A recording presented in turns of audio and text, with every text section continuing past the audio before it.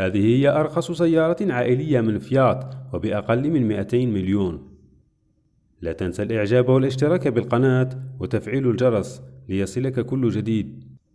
تقدم علامة فيات الإيطالية مجموعة متنوعة من السيارات تتنوع بين فئات السيدان والهاتشباك، وأيضا الرياضية متعددة الاستخدامات.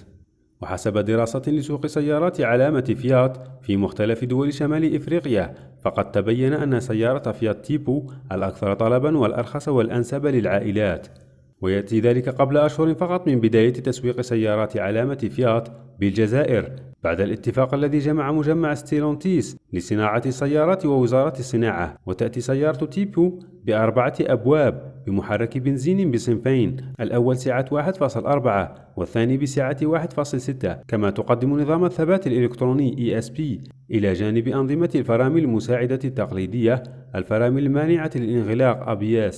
ويبلغ سعر سيارة تيبو بالدينار الجزائري 198 مليون سنتيم، ويرتفع حسب سعة المحرك والتجهيزات، وأغلى نسخة منها لا يتجاوز سعرها 260 مليون سنتيم.